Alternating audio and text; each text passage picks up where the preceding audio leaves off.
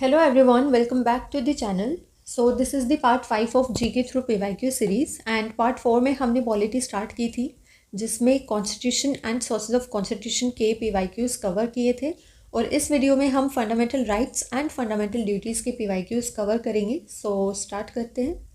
First question है, fundamental duties were added in the constitution of India under the leadership of which prime minister.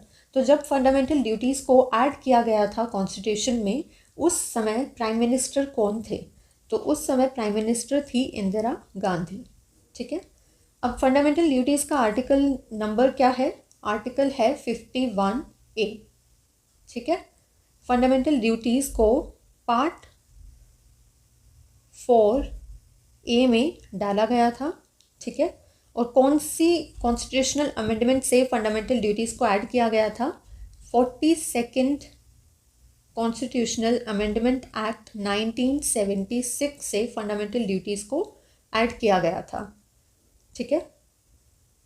अब एक और important point है, question पूछा जाता है कि किसकी रिकमेंडेशन या सजेशन से फंडामेंटल ड्यूटीज़ को ऐड किया गया था. सो सरदार स्वर्ण सिंह कमेटी की सजेशन पर फंडामेंटल ड्यूटीज़ को ऐड किया गया था. ठीक है. कौन सी कमेटी थी? सरदार स्वर्ण Singh committee. Okay. Fundamental duties को कौन सी कंट्री के कॉन्स्टिट्यूशन से लिया गया था? तो रशिया से जो है फंडामेंटल ड्यूटीज़ को लिया गया था. ठीक है. अब देखो, फंडामेंटल ड्यूटीज़ टोटल 11 है जिसमें से 10 फंडामेंटल ड्यूटीज़ को ऐड किया गया था 42nd अमेंडमेंट एक्ट 1976 से और 11th फंडामेंटल ड्यूटी जो थी उसे ऐड किया गया था 86th अमेंडमेंट एक्ट 2002 से. ठीक है. टोटल 11 फंडामेंटल ड्यूटीज़ थी जिसमें से 10 आई 42nd अमेंडमेंट एक्ट से और एक फंडामेंटल ड्यूटी जो थी 11th फंडामेंटल ड्यूटी उसे ऐड किया गया था 86th अमेंडमेंट एक्ट 2002 से. ठीक है. 11th फंडामेंटल ड्यूटी में क्या था? 11th फंडामेंटल ड्यूटी स्टेट करती है कि every citizen who is a parent और guardian must provide opportunities for education to his child और ward between the age of 6 and 14 years. हर सिटीजन जो कि एक पेरेंट है या गार्जियन है उसे अपने चाइल्ड को एजुकेशन अपॉर्चुनिटी प्रोवाइड करनी चाहिए जो 6 and 14 ईयर्स की एज में हो. ठीक है. नेक्स्ट क्वेश्चन देखते हैं. Which of the following is not a fundamental right. इनमें से कौन सा फंडामेंटल राइट नहीं है? देखो, right to freedom of religion ये फंडामेंटल राइट है. राइट अगेंस्ट एक्सप्लॉयटेशन भी है. राइट टू इक्वालिटी भी है. राइट टू वोट नहीं है. ठीक है. तो करेक्ट आंसर होगा right to vote. Right to freedom of religion जो है ये है आर्टिकल नंबर 25 में. राइट अगेंस्ट एक्सप्लॉयटेशन है आर्टिकल 23 to 24 में और राइट टू इक्वालिटी है आर्टिकल 14 में. ठीक है. Next question. To safeguard public property and to abjure violence is a dash in the Indian constitution. तो पब्लिक प्रॉपर्टी को प्रोटेक्ट करना और वायलेंस को अवॉइड करना ये फंडामेंटल ड्यूटी है हमारे कॉन्स्टिट्यूशन में. ठीक है. सो करेक्ट आंसर है it is a fundamental duty. Next question. The right to freedom of religion is contained within which articles of constitution of India. तो right to freedom of religion हमारे constitution के कौन से articles में है? Correct answer है article 25 to 28 में है right to freedom of religion. ठीक है. आर्टिकल 14 to 18 में क्या है? Right to equality. Article 19 to 22 में है right to freedom. Article 29 to 30 में है कल्चरल एंड एजुकेशनल राइट्स. ठीक है. 14 to 18, 19 to 22, 23 to 24 में क्या है? आर्टिकल 23 to 24 में है राइट अगेंस्ट एक्सप्लॉयटेशन. ठीक है. अब फंडामेंटल राइट्स कौन से आर्टिकल्स में है ये भी देख लो. आर्टिकल 12 to आर्टिकल 35 इनमें हमारे फंडामेंटल राइट्स कंटेन्ड है. ठीक है. और पार्ट कौन सा है फंडामेंटल राइट्स का? Part is 3. फंडामेंटल ड्यूटी का है part 4A and fundamental rights का पार्ट है 3. ठीक है. Fifth question is which minorities are mentioned in article 30 of the Indian constitution.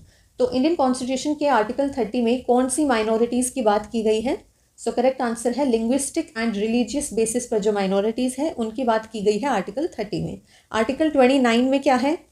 Article 29 में protection of interest of minorities है, ठीक है। और आर्टिकल 30 में right of minorities to establish and administer educational institutions. Article 29 कहता है कि माइनॉरिटीज़ के इंटरेस्ट को प्रोटेक्ट किया जाएगा और आर्टिकल 30 कहता है कि माइनॉरिटीज़ के पास ये अधिकार है कि वो कोई भी एजुकेशनल इंस्टीट्यूशन को बना सकते हैं और उसे रन कर सकते हैं, ठीक है। नेक्स्ट क्वेश्चन देखते हैं। Which special order of the court means arrested person should be presented before the court. तो कौन से स्पेशल ऑर्डर का मतलब है कि अरेस्टेड पर्सन को कोर्ट में प्रेजेंट करना होगा? हेबियस कॉर्पस, ठीक है। अब देखो टोटल 5 रिट्स हमारे कॉन्स्टिट्यूशन में मेंशन्ड है। रिट्स को कहाँ से लिया गया है? रिट्स को लिया गया है यूके के कॉन्स्टिट्यूशन से। और इंडियन कॉन्स्टिट्यूशन में रिट्स को इशू करने की पावर किसके पास है? हमारे सुप्रीम कोर्ट के पास, ठीक है। रिट्स इशू कौन कर सकता है? सुप्रीम कोर्ट, ठीक है। अब ये 5 तरह की रिट्स देख लेते हैं। हेबियस कॉर्पस कहता है you may have the body, यानी कि जो अरेस्टेड पर्सन है उसको कोर्ट में प्रस्तुत करना होगा, ये कहता है हेबियस कॉर्पस। अगर किसी को अनलॉफुली गिरफ्तार किया जाता है तो उसको रिलीज करवाने के लिए भी हेबियस कॉर्पस रिट का यूज़ कर सकते हैं, ठीक है। मैंडेमस बोलता है we command what? That do your duty. अगर कोई अपनी पब्लिक ड्यूटी करने से मना कर देता है तो उसके लिए मैंडेमस रिट को इशू किया जाता है। सर्टियोरेरी में क्या होता है?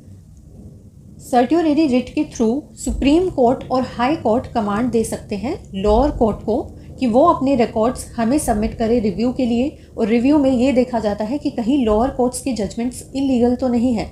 अगर इलीगल जजमेंट्स होती हैं लोअर कोर्ट की तो उन जजमेंट्स को क्वैश कर दिया जाता है, यानी कि कैंसिल कर दिया जाता है, ठीक है। तो सर्टियोरेरी को यूज़ किया जाता है लोअर कोर्ट के इलीगल जजमेंट्स को कैंसिल करने के लिए, सर्टियोरेरी रिट का यूज़ किया जाता है, ठीक है। प्रोहिबिशन का यूज़ कब होता है? प्रोहिबिशन को यूज़ किया जाता है अगर कोई इन्फीरियर कोर्ट है उसके पास ऐसा केस आया हुआ है जो उसके दायरे में ही नहीं है, मतलब वो केस वो कोर्ट हैंडल करने के लिए रिस्पॉन्सिबल नहीं है या उसके पास इतनी अथॉरिटी नहीं है कि वो कोर्ट उस केस को हैंडल कर सके, तो उसको रुकवाने के लिए इस केस में आगे मत बढ़ो, ये कहने के लिए प्रोहिबिशन रिट को इशू किया जाता है, ठीक है। क्यों वारंटो क्वेश्चन करता है कि व्हाट इज़ योर अथॉरिटी? तुम पब्लिक ऑफिस में बैठ रहे हो, क्या तुम इसके लिए रिस्पॉन्सिबल हो? क्या तुम्हारे पास ये पावर है? क्या तुम इस ऑफिस को होल्ड करने के लिए तुम्हारे पास पावर है? अगर नहीं है तो फिर उसे रोका जाता है कि तुम पब्लिक ऑफिस में मत बैठो, ठीक है। नेक्स्ट क्वेश्चन देखते हैं। Which of the following is not mentioned in the Indian constitution as a fundamental duty? तो फंडामेंटल ड्यूटी इनमें से कौन सी नहीं है ये बताना है। सो करेक्ट आंसर है इसका to respect elders, to promote harmony fundamental duty है, to safeguard public property fundamental duty है, and to defend the country भी फंडामेंटल ड्यूटी है, ठीक है। So correct answer is option A. 8th question is which fundamental right was deleted by the constitution 44th amendment act 1978? तो कौन सी fundamental right को 44th amendment act 1978 से delete किया गया था? Correct answer is option A, right to property. Initially right to property article 31 में था, ठीक है, लेकिन 44th अमेंडमेंट एक्ट 1978 से इसे डिलीट किया गया और लीगल राइट बना दिया गया अंडर आर्टिकल 300A। ओके, अब right to property fundamental right नहीं है, लीगल राइट है, और कौन से आर्टिकल में है? 300A, ठीक है। और इसका पार्ट क्या है? Part 12। Okay, right to freedom of movement का आर्टिकल नंबर क्या है? आर्टिकल 19 सब सेक्शन 1, ठीक है, and clause D. Right to education का आर्टिकल है 21A। Right to constitutional remedies का आर्टिकल नंबर है 32। Okay, next question. Which of the following fundamental duty provisions is similar to article 21A? तो इनमें से कौन सा फंडामेंटल ड्यूटी का प्रोविजन आर्टिकल 21A से सिमिलर है? सो करेक्ट आंसर है option B, article 51A sub section के। आर्टिकल 51A सब सेक्शन के कहता है कि जो पेरेंट और गार्जियन है उन्हें अपॉर्चुनिटीज़ फॉर एजुकेशन प्रोवाइड करनी है to their child between the age of 6 and 14 years. ठीक है, और आर्टिकल 21A भी यही कहता है, right. Next article 51A sub section I क्या कहता है? ये बोलता है कि पब्लिक प्रॉपर्टी का नुकसान नहीं करना चाहिए। ठीक है, ये हमें बोलता है कि पब्लिक प्रॉपर्टी को सेफ गार्ड करो। Okay, article 51A sub section H क्या कहता है? ये स्टेट करता है कि साइंटिफिक टेम्पर और ह्यूमैनिटी डेवलप करनी चाहिए सभी को। ठीक है, आर्टिकल 51A सब सेक्शन जे बोलता है कि इंडिविजुअल्स को सभी फील्ड्स में एक्सीलेंस गेन करनी चाहिए सो दैट नेशन, हमारा जो देश है, वो हायर अचीवमेंट्स को प्राप्त कर सके। ठीक है, 51A सबसेक्शन आई बोलता है पब्लिक प्रॉपर्टी को सेफ गार्ड करो। 51A सबसेक्शन के बोलता है एजुकेशन दो 6 to 14 ईयर्स के एज वाले बच्चों को। आर्टिकल 51A सबसेक्शन एच कहता है कि ह्यूमैनिटी डेवलप करो। आर्टिकल 51A सबसेक्शन जे बोलता है कि सभी फील्ड्स में एक्सीलेंस गेन करो ताकि हमारा देश आगे बढ़े। ठीक है, ये 4 फंडामेंटल ड्यूटीज़ कवर हो गई इसमें। नेक्स्ट क्वेश्चन देखते हैं, which of the following fundamental rights can not be suspended even when emergency is declared in the country. तो जब हमारे देश में इमरजेंसी डिक्लेयर हो जाए उस वक्त कौन से फंडामेंटल राइट्स को सस्पेंड नहीं किया जाता? बाकी सभी राइट्स सस्पेंड हो जाते हैं सिवाय आर्टिकल 20 and 21। ठीक है, इमरजेंसी प्रोविजंस हमारे कॉन्स्टिट्यूशन के पार्ट 18 में है। ठीक है, और आर्टिकल 352 to 360 कंटेन करते हैं इमरजेंसी प्रोविजंस। आर्टिकल 352 है नेशनल इमरजेंसी का, आर्टिकल 356 है प्रेसिडेंट्स रूल या जिसे स्टेट इमरजेंसी भी कहा जाता है, और आर्टिकल 360 है फाइनेंशियल इमरजेंसी। ओके, अब ऑप्शंस देख लेते हैं। आर्टिकल 22 है right against arrest and protection in certain cases.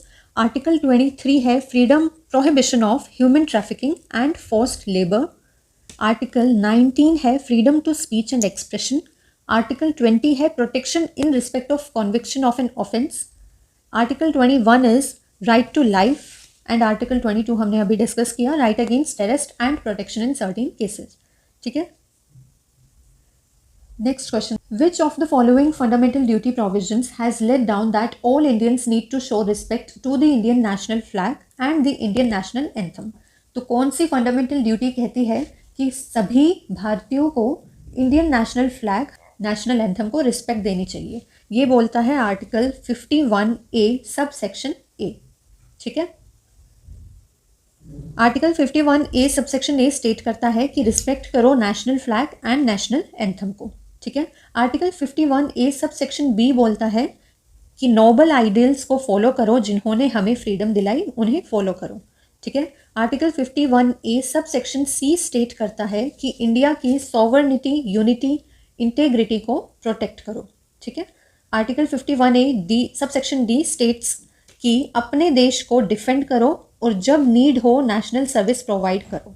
ठीक है, next question, the fundamental duties are addressed to the dash. तो फंडामेंटल ड्यूटीज़ किसके लिए बनाई गई है? सिटीजन्स के लिए। ठीक है, 13th question is, in India the judicial system is largely autonomous, the judiciary must use its powers under articles 32 and dash to protect the fundamental rights given in the constitution of India. India में जो judicial system है वो independent है और judiciary को अपनी powers articles 32 and dash article में use करनी चाहिए फंडामेंटल राइट्स को प्रोटेक्ट करने के लिए। तो फंडामेंटल राइट्स को प्रोटेक्ट करने के लिए जुडिशरी अपनी पावर्स कौन कौन से आर्टिकल्स में यूज़ करती है? Article 32 and article 13। Article 32 and article 13। ठीक है, 13 में क्या है? आर्टिकल 13 में लॉज इनकंसिस्टेंट विद और in derogation of the fundamental rights. अगर ऐसे कोई लॉज है जो फंडामेंटल राइट्स को वायलेट कर रहे हैं, उनको कैंसिल करने के लिए, उनसे डील करने के लिए आर्टिकल 13 यूज़ करता है जुडिशरी। और आर्टिकल 32 में रेमेडीज़ है for enforcement of rights, constitutional remedies है। ठीक है, next question, who was the prime minister when right to property was scrapped as a fundamental right.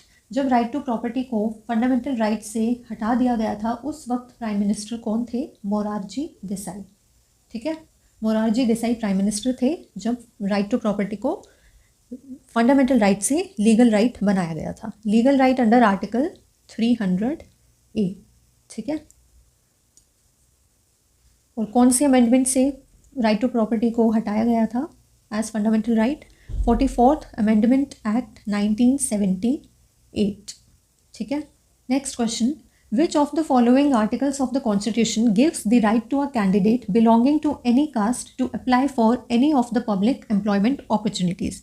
तो आर्टिकल 16 सब सेक्शन 2 जो है ये कहता है कि सभी सिटीजन्स को, सभी कैंडिडेट्स चाहे वो किसी भी कास्ट से बिलोंग करें, वो कोई भी पब्लिक एम्प्लॉयमेंट अपॉर्चुनिटीज़ के लिए अप्लाई कर सकते हैं। ठीक है। आर्टिकल 16 सबसेक्शन 1 बोलता है कि सभी सिटीजन्स को इक्वल एम्प्लॉयमेंट अपॉर्चुनिटीज़ मिलेगी। ठीक है। और 16(2) सबसेक्शन 2 कहता है कि वो किसी भी कास्ट के हो, पब्लिक एम्प्लॉयमेंट अपॉर्चुनिटीज़ के लिए अप्लाई कर सकते हैं। 16th question is which is not correct about the DPSP? तो directive principles of state policies के लिए इनमें से कौन सी स्टेटमेंट करेक्ट नहीं है? They are mentioned in part 4 of the constitution of India, yes. They aim to establish a welfare state in India, yes. They are a novel feature of the Constitution of India. This is also correct. So correct answer is option D. They are justiciable in nature. DPSPs are not justiciable in nature. ठीक है। DPSP को कौन सी country के constitution से लिया गया? Ireland. Okay. और DPSPs का पार्ट क्या है? पार्ट 4A में फंडामेंटल ड्यूटीज़ है, पार्ट 4 में DPSP है और पार्ट 3 में फंडामेंटल राइट्स। ठीक है। और DPSPs के आर्टिकल्स है आर्टिकल 36 टू आर्टिकल 51। ओके। अब कुछ DPSPs देख लेते हैं।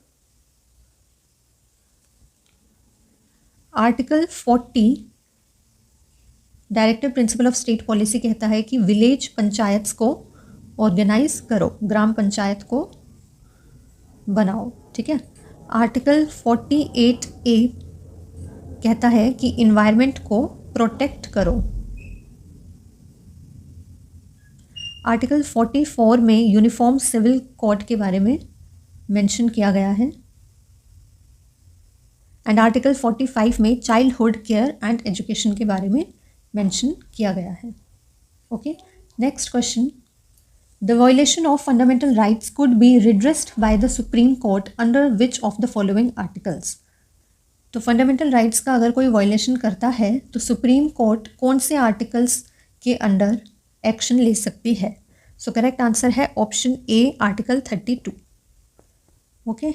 आर्टिकल 301 में क्या है? आर्टिकल 301 में फ्रीडम ऑफ ट्रेड के बारे में लिखा गया है कि throughout the country trade commerce किया जा सकता है। आर्टिकल 226 में हाई कोर्ट को पावर दी जाती है रिट्स को इशू करने की। Okay. Next question, abolition of titles comes under right to equality. Right to equality के आर्टिकल्स क्या है? Right to equality article 14 to article 18 में है। आर्टिकल 14 में है equality before law, article 15 prohibition on discrimination, article 16 में इक्वल पब्लिक एम्प्लॉयमेंट अपॉर्चुनिटीज़ के बारे में मेंशन किया है, आर्टिकल 17 में abolition of untouchability and article 18 is abolition of titles. Article 14 equality before law,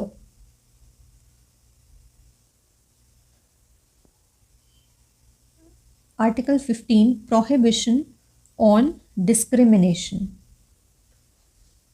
article 16 equal public opportunities, equal public employment opportunities, article 17 abolition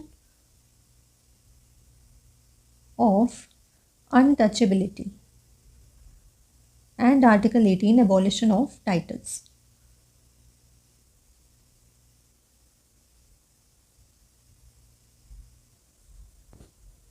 Next question, which of the following fundamental rights implies the prohibition of traffic in human beings, beggar and other forms of forced labor? तो कौन सा fundamental right है जो prohibit करता है human trafficking को? सो correct answer है option A, right against exploitation. 20th question, which article of the Indian Constitution enshrines the right against exploitation? तो right against exploitation का आर्टिकल नंबर है आर्टिकल 23। ठीक है। Next question is which of the following fundamental rights deals with protection of interest of minorities. तो protection of interest of minorities से कौन सा fundamental right deal करता है? सो करेक्ट आंसर है option B, article 29, that is educational and cultural rights. Which article provides freedom to manage its own affairs in matters of religion. तो कौन सा article है जो राइट देता है रिलीजियस अफेयर्स को मैनेज करने का? सो करेक्ट आंसर है ऑप्शन सी, आर्टिकल 26। ठीक है, आर्टिकल 25 टू 28 में राइट टू रिलीजियस फ्रीडम के बारे में लिखा गया है। ठीक है,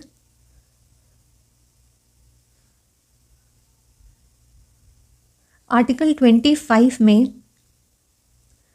बोला गया है कि किसी भी धर्म में मान सकते हो। ठीक है, आप किसी भी धर्म में मान सकते हो, ये आर्टिकल 25 में बोला गया है। अपने धर्म से जुड़े रिलीजियस ट्रस्ट आप बना सकते हो, ये आर्टिकल 26 में कहा गया। आर्टिकल 27 में बोला गया कि धर्म से जुड़ा अगर कोई कार्य किया गया है तो वो उसमें टैक्सेस पे नहीं करने होंगे। ठीक है, आर्टिकल 28 कहता है कि कोई भी रिलीजियस मीटिंग को अटेंड किया जा सकता है। ठीक है, 25 बोलता है कोई भी धर्म अपना सकते हो। 26 कहता है अपने धर्म को मैनेज कर सकते हो, उससे रिलेटेड रिलीजियस ट्रस्ट बना सकते हो। आर्टिकल 27 कहता है कि अगर धर्म से जुड़ा कोई कार्य कर रहे हो उसमें टैक्स पेमेंट नहीं करनी होगी। और आर्टिकल 28 कहता है कि कोई भी रिलीजियस अफेयर, रिलीजियस मीटिंग को अटेंड करने की फ्रीडम है। ठीक है, next question, which of the following fundamental rights deals with prohibition of discrimination. तो कौन सा फंडामेंटल राइट डील करता है प्रोहिबिशन ऑफ डिस्क्रिमिनेशन से? Right to equality. ठीक है, राइट टू इक्वालिटी कौन से आर्टिकल्स में है? Article 14 to 18। 14 में equality before law, 15 prohibition of discrimination, prohibition of discrimination का आर्टिकल है 15। 16 है equal public employment opportunities. Article 17 is abolition of untouchability and article 18 is abolition of titles. ठीक है, राइट अगेंस्ट एक्सप्लॉयटेशन के articles क्या है? 23 to 24। 23 में बोला गया है कि ह्यूमन ट्रैफिकिंग, बंधुआ मजदूरी को नहीं किया जा सकता। ठीक है, और आर्टिकल 24 में बोला गया है चाइल्ड लेबर नहीं की जा सकती। ठीक है, 23 में बंधुआ मजदूरी को बैन किया गया है, 24 में चाइल्ड लेबर को प्रोहिबिट किया गया है। Right to freedom of religion है आर्टिकल 25 टू 28, प्रीवियस क्वेश्चन में डिस्कस किया ये हमने। और राइट टू फ्रीडम कौन से आर्टिकल में है? राइट टू फ्रीडम है 19 टू 22। आर्टिकल 19 बोलता है कि सबके पास फ्रीडम है of speech and expression. Article 20 है protection in respect of conviction of an offence का। इसमें बोला जाता है कि जितनी सज़ा है उतनी ही दी जाएगी। ठीक है, और एक ही अपराध के लिए दोबारा सज़ा नहीं दे सकते, और किसी भी अपराधी को खुद के खिलाफ एविडेंस देने के लिए मजबूर नहीं किया जा सकता, यानी किसी भी तरह की ज़बरदस्ती नहीं की जा सकती। ये बोलता है article 20, protection in respect of conviction of an offence. ठीक है, आर्टिकल 21 है राइट टू लाइफ, यानी सबके पास जीने का अधिकार होगा। आर्टिकल 21A है राइट टू एजुकेशन। इसको ऐड किया गया था 86th अमेंडमेंट एक्ट 2002 से। ठीक है, और आर्टिकल 22 है right against arrest and protection in certain cases. मतलब अगर किसी को अरेस्ट किया गया है तो फिर उसका रीज़न आपको बताना होगा, और किसी को भी क्राइम से पहले अरेस्ट नहीं किया जा सकता, और विद इन 24 आवर्स अरेस्ट के 24 आवर्स में ही कोर्ट में ले जाना होगा, और अरेस्टेड पर्सन के पास राइट है कि वो अपना लॉयर हायर कर सकता है। ठीक है, ये आर्टिकल 22 कहता है। ठीक है, आर्टिकल 20 और 22 में कन्फ्यूजन होती है। आर्टिकल 20 में जितनी सज़ाएं उतनी दी जाएगी और खुद के खिलाफ एविडेंस देने के लिए मजबूर नहीं किया जाएगा, एक ही अपराध के लिए दोबारा सज़ा नहीं दे सकते। वो बोलता है article 20 protection in respect of conviction of an offence. और आर्टिकल 22 कहता है कि रीज़न बताओ अरेस्ट क्यों किया गया, और 24 घंटे के अंदर अंदर कोर्ट में पेश करो, और अपना वकील हायर करने का राइट होता है। ठीक है, ये बोलता है article 22 right against arrest and protection in certain cases. Okay, next question, if a fundamental right of a citizen of India is violated, तो वो क्या कर सकता है ये बताना है। Then he has to appeal in the supreme court only, he has to appeal in district court first, he has the choice of either approaching the Supreme Court directly or the High Court. Right, this is the correct option. तो citizen के पास option होता है कि वो या तो supreme court के पास जाए डायरेक्टली या फिर हाई कोर्ट के पास। ठीक है, अगर फंडामेंटल राइट्स वायलेट होते हैं तो इंडिविजुअल अप्रोच कर सकते हैं हाई कोर्ट को under article 226 and supreme court को अप्रोच किया जा सकता है under article 32. Okay, next question. Which article of the Constitution of India states the right to freedom of speech and expression? तो कौन से आर्टिकल में right to freedom of speech and expression है? आर्टिकल 19. ठीक है. आर्टिकल 370 है. Article 370 में temporary provisions थे with respect to the state of Jammu and Kashmir और इन्हें रिमूव कर दिया गया था 5 अगस्त 2019 को. ठीक है, आर्टिकल 370 को रिमूव किया गया था. आर्टिकल 200 में क्या है? आर्टिकल 200 में गवर्नर की पावर्स को मेंशन किया गया है.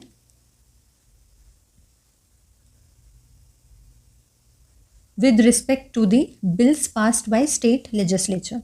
ओके, और आर्टिकल 377 है controller and auditor general of India का, यानी CAG. Okay, next question. How many types of writs can be issued by the Supreme Court of India for the protection of fundamental rights? तो fundamental rights को protect करने के लिए कितने तरह की writs को issue किया जा सकता है? 5. Next question. Which of the following is not a fundamental duty? इनमें से क्या fundamental duty नहीं है? To protect the natural environment fundamental duty है. To abide by the constitution is a fundamental duty. To cast vote during elections. To uphold and protect the unity and integrity of India. So correct answer है option C, cast vote during election fundamental duty नहीं है. Okay, now last question is the right of children to free and compulsory education RTE Act which gives every child aged 6 to 14 the fundamental right for education was assented to in which year? तो RTE act को कौन से year में पास किया गया था? 2009. ठीक है, RTE एक्ट इंडियन पार्लियामेंट ने 4 अगस्त 2009 को पास किया था. ठीक है, और इसे इनेक्ट किया गया था, लागू किया गया था 1 अप्रैल 2010 से. ठीक है, पास हुआ 4 अगस्त 2009 को और इनेक्ट हुआ 1 अप्रैल 2010 को. RTE एक्ट जो है ये फ्री और कंपलसरी एलिमेंट्री एजुकेशन प्रोवाइड करता है to all children in the age group of 6 to 14 years of age. Okay, so that's it for the video and thank you for watching.